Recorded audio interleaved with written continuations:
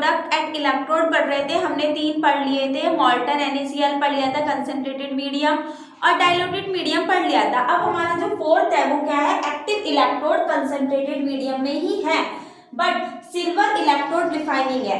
Active electrode concentrated medium में है और सिल्वर रिफाइनिंग है। अब इसमें जो कैथोड होगा Ag+ होगा, कैथोड पर इलेक्ट्रॉन आएंगे, Ag बनेगा जो प्योर होगा, और एनोड पर क्या होगा, हमारा जो सिल्वर होगा वो कौन सा होगा, इम्प्योर वाला होगा, उसमें से Ag+ आयन निकलेंगे इलेक्ट्रॉन के साथ, तो वो प्योर हो जाएगा।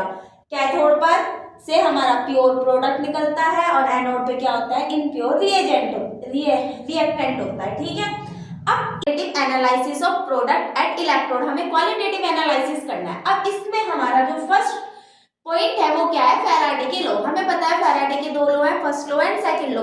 जो हमारा पहला लॉ होता है वो क्या होता है, जो मास होता है फैराडे का फर्स्ट लॉ, मास क्या होता है, डायरेक्टली प्रोपोर्शनल होता है किसके, चार्ज के, और चार्ज को Q से डिनोट करते हैं। जो चार्ज होता है उसका फॉर्मूला हमें पता है, चार्ज Q इक्वल टू क्या होता है, IT। I करंट होता है, T का मतलब क्या होता है, हमारा टेम्परेचर होता है। अब इस प्रोपोर्शनल के निशान को हटाने के लिए यहाँ पे एक कांस्टेंट लगाया जाता है, जिसे इलेक्ट्रोकेमिकल इक्विवेलेंट बोला जाता है, जो क्या होता है, हमारा Z होता है। M equal to ZQ, Q का फॉर्मूला हमें पता है IT, तो नॉर्मल हो गया मास, Z का मतलब इलेक्ट्रोकेमिकल इक्विवेलेंट, I का मतलब करंट, T का मतलब टाइम। अब जो हमारा Z है वो ये लिखा हुआ है, इलेक्ट्रोकेमिकल इक्विवेलेंट होता है, और इसको निकालने के लिए क्या करते हैं हम, इक्विवेलेंट, E का मतलब क्या है, हमारा जो इक्विवेलेंट वेट होता है अपॉन में फैराडे, कितने फैराडे है, 96500 होते हैं। ठीक है, एक फैराडे का वैल्यू। इक्विवेलेंट मास को निकालने के लिए क्या कर देंगे, जो भी हमारा मास है वो अपॉन में वैलेंसी फैक्टर, जो भी हमारा वैलेंसी फैक्टर आता है वो।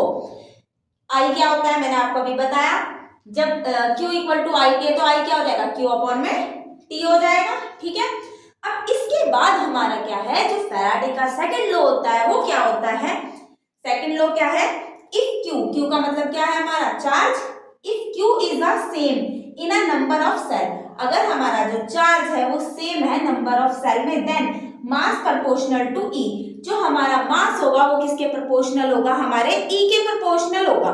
अब ये जो हमारा E के प्रोपोर्शनल होता है, अगर हम देखें तो E क्या होता है, जो हमारा E होता है वो क्या होता है, हमारा इलेक्ट्रोलाइट होता है। जो सेकंड लॉ होता है वो क्या होता है, जो चार्ज होता है in a same of the number of cell में, अगर चार्ज हमारा सेम है तो मास किसके प्रोपोर्शनल होता है, हमारे इलेक्ट्रोलाइट के लिए प्रोपोर्शनल होता है। तो M1 इक्वल टू E1 हो जाएगा, M2 इक्वल टू E2 हो जाएगा। तो M1 अपॉन में M2 क्या हो जाएगा, E1 जरूरी है, वो क्या है, हमारा मेटेलिक कंडक्टेंस। और नेक्स्ट क्या है, इलेक्ट्रोलाइटिक कंडक्टेंस में क्या डिफरेंस होते हैं, हमें इनके बारे में पढ़ना है।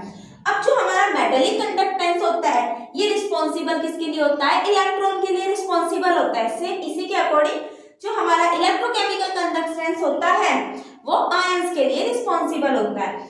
और केमिकल कंडक्टेंस में नो केमिकल डिपोजिशन नहीं होता, लेकिन इलेक्ट्रोलाइटिक कंडक्टेंस में केमिकल डिपोजिशन देखने को मिलता है।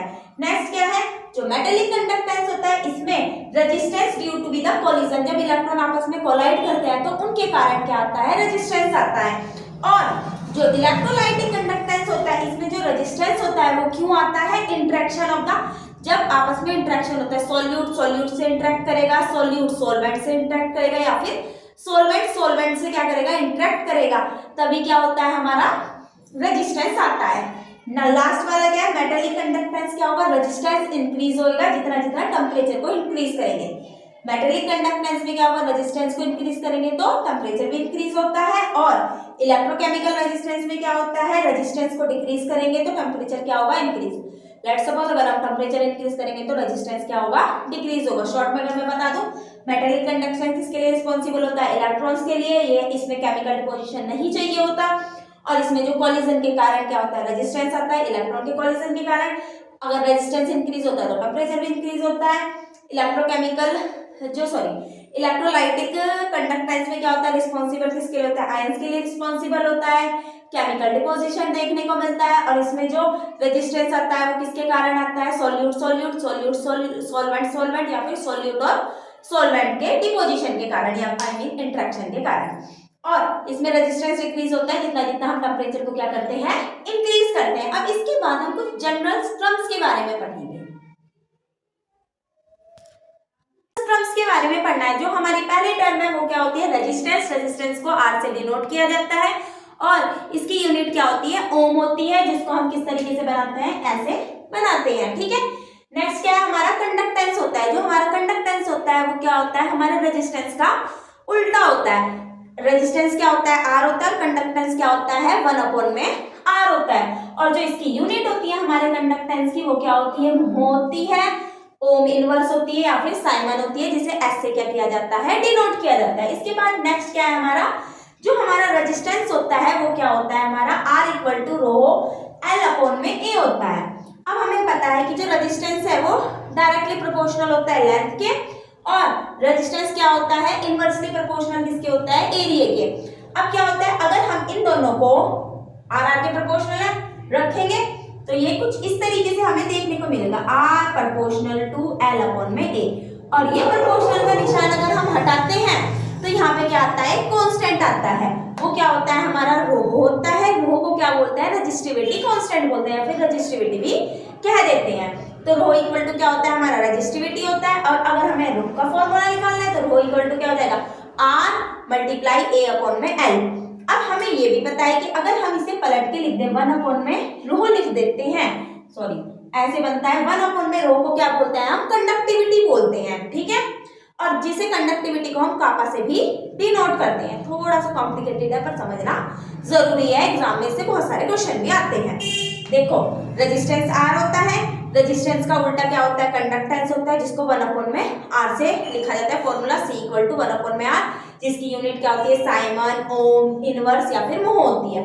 इसके बाद रेजिस्टिविटी आती है। रेजिस्टिविटी को निकालने के लिए क्या करते हैं, हमें पता है रेजिस्टेंस किसका, लेंथ का और एरिया का। लेंथ का डायरेक्टली प्रोपोर्शनल होता है और एरिया का इनवर्सली प्रोपोर्शनल होता है। तो प्रोपोर्शनल के निशान को हटाते हैं तो रेजिस्टिविटी आती है। रेजिस्टिविटी को आर से डिनोट करते हैं, सॉरी रो से डिनोट करते हैं। फॉर्मूला बन जाता है R equal to rho L upon में ए। अगर मुझे रो चाहिए वो इधर लेके आएंगे, इसे इधर, तो रो इक्वल टू क्या हो जाएगा, आर ए अपॉन में एल। अब अगर मैं इसे पलट के लिख देती हूँ तो वो क्या बनता है, मेरा कंडक्टिविटी बनता है, जिसे कापा से डिनोट किया जाता है। और जैसे ही ये पलट के लिखा तो ये पूरा का पूरा फॉर्मूला ये हो जाएगा 1 अपॉन में आर एल अपॉन में, जो मेरा एल अपॉन में होता है उसे क्या बोलते हैं हम, सेल कांस्टेंट बोलते हैं, जिसे एक्स से क्या करते हैं, डिनोट किया जाता है। तो इस पूरी की जगह हम क्या लिख सकते हैं, सेल कांस्टेंट लिख सकते हैं, इसलिए वो हमने लिखा है। कापा इक्वल टू क्या होता है, सी मल्टीप्लाई सेल कांस्टेंट होता है। यूनिट क्या होती है कापा की, साइमन अपॉन में सेंटीमीटर होती है। अब इसके बाद हमें क्या पढ़ना है, मोलर कंडक्टेंस के बारे में पढ़ना है।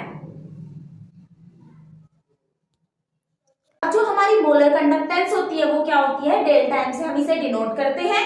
और ये क्या होती है, conductivity power of 1 mole of electrolyte की पावर होती है। अब इसके अंदर हम क्या करते हैं, जो कंडक्टिविटी होती है ये डेड वॉल्यूम होती है which contain 1 mole of electrolyte. ये वो वॉल्यूम होती है जो 1 मोल इलेक्ट्रोलाइट को क्या करती है, कंटेन करके रखती है। तो डेल्टा एम इक्वल टू क्या होता है, कापा इनटू वी होता है। कापा का फॉर्मूला हमें अभी अभी पहले पता चला था। अब delta M equal to kappa, ये वी क्या है, वॉल्यूम जो 1 मोल को कंटेन करके रख रही है, जो क्या होगी 1000 अपॉन में एम। कंडक्टिविटी होती है, ये क्या होती है, डेल्टा ई क्यू से हम इसे डिनोट करते हैं। और ये conductivity due to all ion present in that one volume which contain 1 gram equivalent electrolyte को कंटेन करके रखता है। अब डेल्टा ई क्यू किसके इक्वल हो जाएगा हमारा, कापा इनटू वॉल्यूम वी, वॉल्यूम के, क्योंकि कंटेन तो वॉल्यूम ही कर रही है।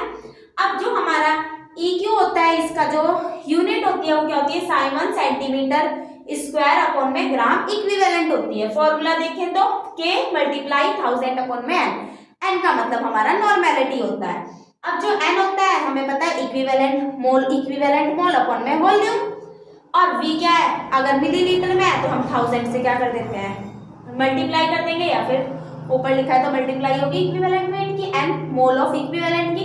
इसके बाद रिलेशन होता है हमारा मोलर कंडक्टेंस और इक्विवेलेंट कंडक्टेंस के बीच में जो रिलेशन होता है वो क्या होता है, एन अपॉन में एम। एक में मोलैरिटी आ रही थी, एक में नॉर्मेलिटी आ रही थी, दोनों एक्स के इक्वल होते हैं। एक्स क्या होता है हमारा, वैलेंसी फैक्टर होता है। इसके बाद हम